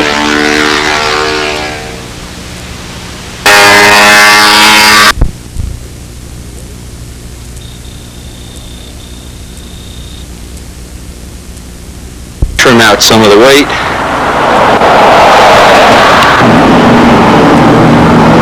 Again, one of the other criteria of this plane, this one will be retrofitted with a 51 very soon, and we're going to find out if it can pull around this weight of airplane reasonably. It's pulling the red plane around fine, but again, this is the reason we've changed the sheeting in case you're trying to compare what you're going to see on this video, the actual building, to the Cardinal plans. The Cardinal plans is 3/32 of an inch wood. The new plane that Midgley is building and that we're going to actually build on this video is all 1/16 balsa. Now, some of the other reasons that I prefer a built-up wing, at least for myself, one of the reasons obviously is they can theoretically be built a lot lighter. You don't have all the glue and the foam and everything, or the sheeting. A lot less of the finish winds up going into the wood. Obviously, tissue over mid-air is lighter than tissue over wood. And generally, you can knock a few ounces out of an airplane just by converting to a built-up type of wing from foam. Needless to say, the technology of actually building it is different. You don't use a lot of the things like the glass in the middle of the wing. A lot of the things do remain the same, though. The mounting of the belt crank remains the same. And we're going to cover every one of these, hopefully in the video. Obviously, if you have any questions after watching the video, either give me a call or drop me a note. We'll try to get them answered. Now, there's also an intangible. There's an intangible thing that's hard to describe. If you're an old-fashioned modeler, you like to make planes out of wood and tissue. If you're a relatively new guy, you probably don't have any love in your heart for tissue airplanes, Aries, Junos, whatever. But I'm a traditionalist. This is an all-wood airplane. There's no foam on it. And this type of construction appeals to me for a lot of reasons. One of the reasons is if you walk down a wing that has ribs, you'll notice the light reflects off of the wing in facets. And I'll do a 360 on this. You can see the light actually reflecting off of the plane. On a foam wing plane, it only reflects once. You have one plane of reflection. This plane obviously has hundreds with all the bays and open bays and nooks and crannies. So it's an intangible thing that you're buying with a built-up wing. In the maneuvers, the plane is going to sparkle like a diamond instead of flashing back once. And I can remember some of the planes Billy Woolridge built, the Juno in particular, that just sparkled and flashed and just looked awesome in the air. Now remember, that's an intangible. You don't actually get a score for it, but it's in people's minds all the time.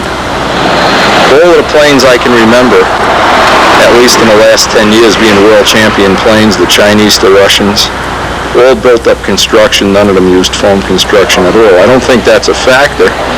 I think it's just a question of the best pilots winning. But it certainly shows that you can use this kind of construction, the kind that we're going to show in this video, to produce a very competitive airplane. Now Dave Midgley has helped me do the fuselage construction for a plane similar to this. Those videos are available. They're very helpful if you're not familiar with modern types of construction. Getting the alignment on certain parts right, center lining things, getting the top block carved properly, cowl fits, cowl shapes, whens and whys of cowl design. A lot of good information on those videos, and obviously you can take advantage of it. Again, for me, the biggest reason is that intangible thing of beauty. I love the appearance of a plane that has a rib wing with the finish sparkling all the time. I've built foam wing planes that have won the concourse. This plane in particular was a 20-point plane at one time. I just love the way the sun reflects off it. I think that's one of the biggest reasons for liking this type of construction. And I'm sure if you think back to the ballerina and the Aries, the Aeron, all of them, you'll find out this type of construction, when it's finished properly, is really awesome. Really is an intangible thing. Now, years ago, Ted Fancher used to always say, I can't vote for a plane for the concourse that had a foam wing. And I wasn't sure I agreed with it at that time, but I've become one of the people that don't vote for foam wing planes anymore. Just strictly from an aesthetic point of view. All right, so we're going to go back down to shop. We expect Dave to get here momentarily anyway. The only part that we probably won't be able to show on the video realistically is actually the cutting of the ribs. I think he's already made the ribs. Again, we're going to use the sandwich method, which is a pretty typical, easy to understand method. You sandwich the ribs blanks between two plywood templates. We'll try to show as much of this as we can.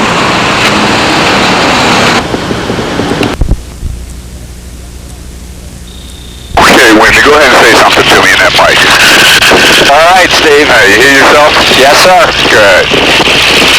That's the way it works.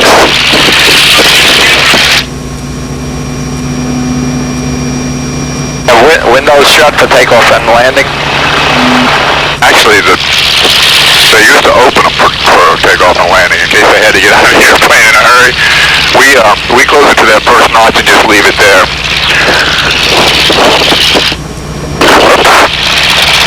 Oh, I got the tail wheel caught. There we go.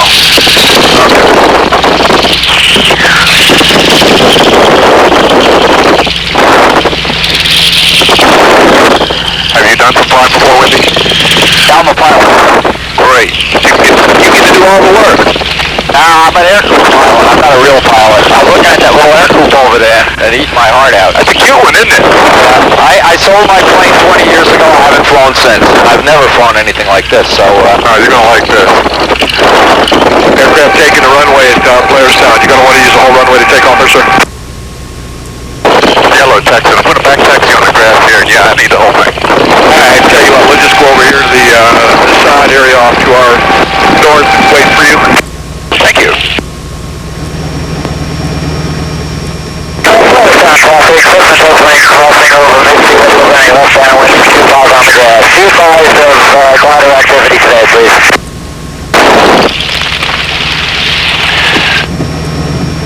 Yeah, we got you in sight. We saw you pull the glider up. Yeah, the glider's only going to be practicing pattern off, so it'll be close to the field this morning. Thank you.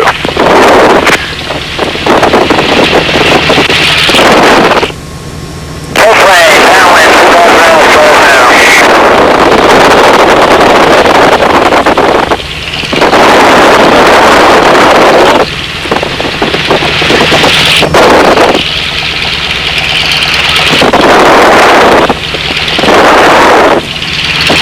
Full plane, please, 2 miles slow down.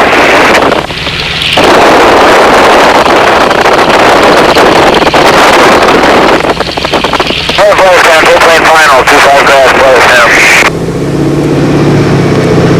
We're doing a little run-up right here. He's going to land on the grass on the other side. He's got a rope hanging off of him.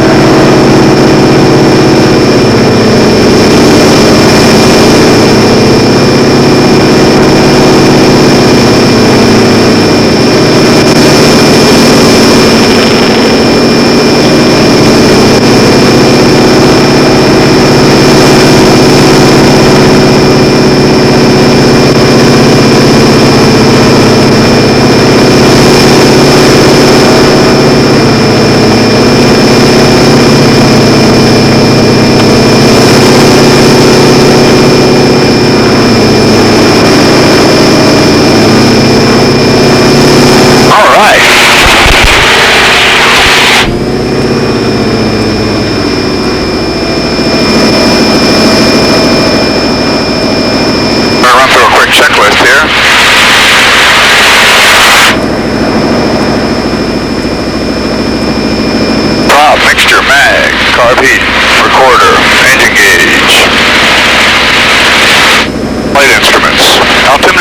about 370 feet. That's a copy. Check the controls, trims, fuel selector, shoulder harness locked. Lean forward for me up there, Wendy.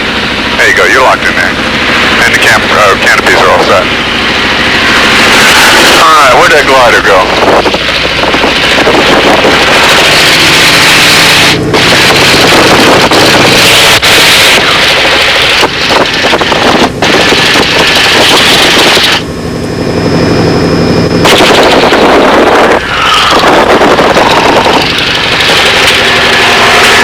Here we go.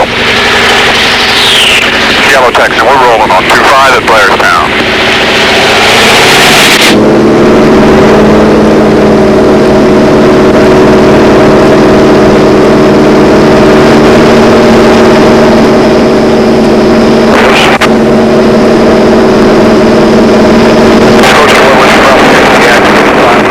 Alright, let's go ahead and raise the gear.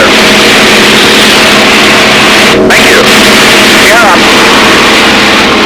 Blairstown traffic, glider is crossing the 07 end of the airport. East of traffic, carrying into the 150 left, running the pattern to the east southeast.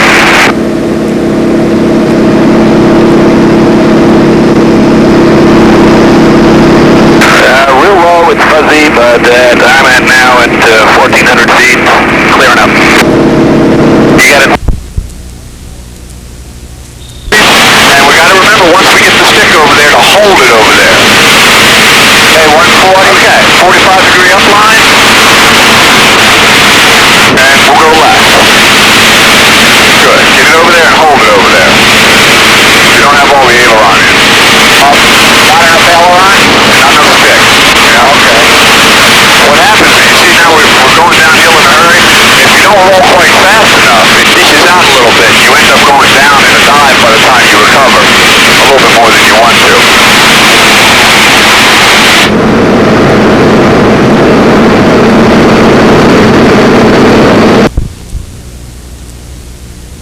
Okay, alright. Check your wings level here. Good. Alright, now we need 160 knots, so let's go ahead and get the nose down.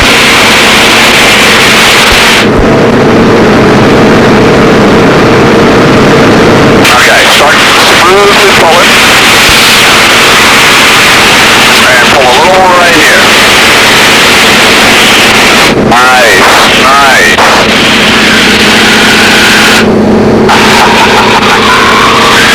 Okay, get your nose coming up smoothly. Don't pull too hard or you'll stall it. Smoothly. There you go. And you do a little zoom climb. Pretty cool, huh? Yeah, wonderful.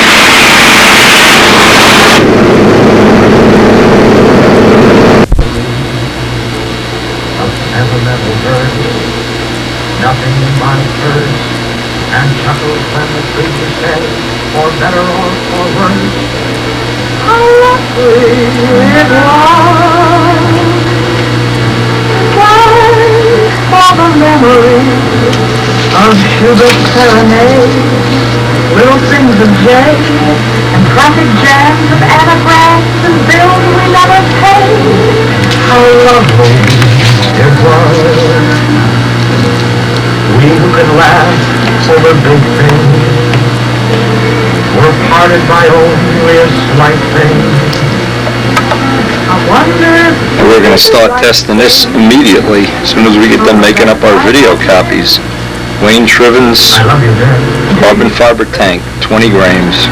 Thanks for the memory of thoughts that you forgave, rainbows on a wave, and stockings in the basin when a fellow needs a shave. Thank you so much. Thanks for the memory of tinkling kettle bells on my mother, yeah, and Cuban rum and towels from the very best hotel. Oh, how lovely it was. Thanks for the memory of cushions on the floor.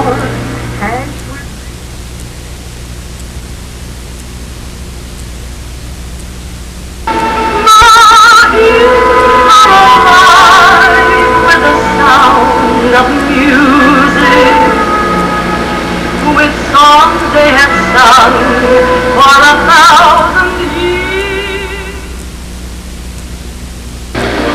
One final note, what'll be very interesting is in our upcoming development program to make a carbon fiber wing, flaps, and elevators.